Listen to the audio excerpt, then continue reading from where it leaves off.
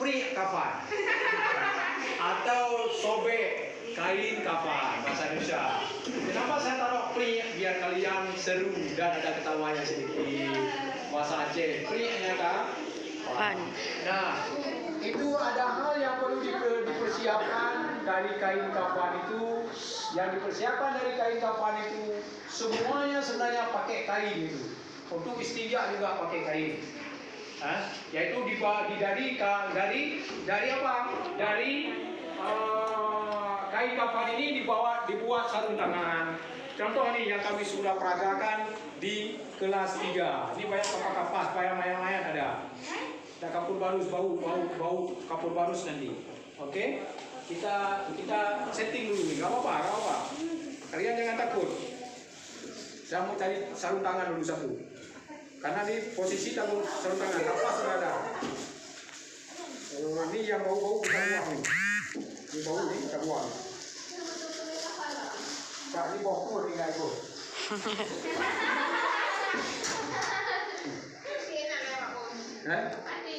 Ini ada dulu. Apa yang ada kamu pay naik itu. Tapi nampung itu. Oke, taruhlah ini kain sarung. Ini dia. Ada sarung tangan. Kita buat sarung tangan dari kain kafan. Dari kain yang sudah disobek tadi. Bagaimana dibalutnya? Ini cara balutnya. Cara balut tangannya kalau nggak dijahit. Untuk istinja, lihat semua. Lihat. Ini bukan songlak. Memang lihatlah. Nah, ini bukan songlak. Nah, dibalut tangannya. Ya, dibalut tangannya. Ya, inilah untuk cebok. Maya. Yang tadi di video kalian lihat. Dipangkukan sedikit, ditekan perutnya, dicolok tangannya ke zuburnya. Untuk dikorek nya, ditekan sedikit, bukan yang dalam perut. Yang memang sudah dekat dengan mau dikeluarkan. Itu namanya istinja, bersuci. Juga dari kain kafan. Sudah poin yang pertama? Nah, udah ditaruh dengan baik dulu, sudah di-print. Ada yang tim nanti yang printnya. Kalian nanti terdiri daripada ustaz nanti, calon ustaz. Ada orang yang sobek, ada orang yang simpan, ada yang orang yang melihat peralatannya. Semua dilibatkan nanti. Baik. Terus ada juga yaitu poin kedua, bahan bersugi atau pembersih lainnya. Untuk korek kuping, untuk kulit mata, hidung, ego, bersugi. Diambil juga dari kain apa? Dari kain kafan. Seperti ini contoh. Ini panjang sekali dong. Dibalut-balut. Ada gunting dong. Makanya contoh ya nih. Ini dibalut misalnya pendek dia, dibalut. Ini simulasi balut. Nah, segini dia. Ya ini seperti ini. Nah, dia jadinya untuk korek kopi, untuk kain mata, untuk hidung, untuk segini dan sebagainya. Semua disediakan dari kain kafan. Sudah misalnya itu. Terus poin selanjutnya ada tali pocong. Tali pocong bukan jadi pocong lah yo. Tali pocongnya dibuat adalah ada yang 3 kalau adik baik, kalau adik bayi ini baju ini. Kemudian ada tali itu ya, tali ya. Aina tali. Tali yang macam. Ini contoh tali. Tali pocong di segininya itu minimal 3 kalau adik baik. Di kaki, di tengah, di kepala.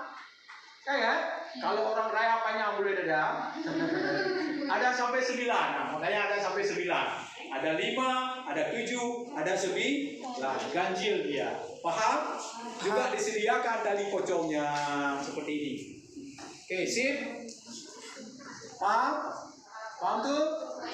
Baik. Terus ada serban ataupun jilbab untuk perempuan. Kalau untuk laki serban. Jadi jilbab kita sediakan jilbab. Di-print juga dari kain kafan. Taruhlah umpamanya jilbab nih baju. Jilbab. Ya ini jilbab contoh. Nah, dilipat dia nanti. Ada yang lipat jilbabnya, biasa kalian lipat jilbab bagaimana? Untuk apa jilbab? Untuk perempuan. Seperti dia pulang rumah, pulang rumah, dunia akhirat. Dunia akhirat, di dunia, jadi kehidupan di akhirat juga dia pakai untuk menutupnya aurat, pakai jilbab ataupun jebab ataupun serban untuk laki-laki sudah disediakan. Udah di print tadi, ya kan? Udah semuanya dilipat dan disediakan. Baik, kemudian selanjutnya adanya baju. Baju juga dibuat dari sini loh, bukan dijahit. Dibuat dari sini. Bagaimana dari printnya? Nanti kita peragakan print dari nol.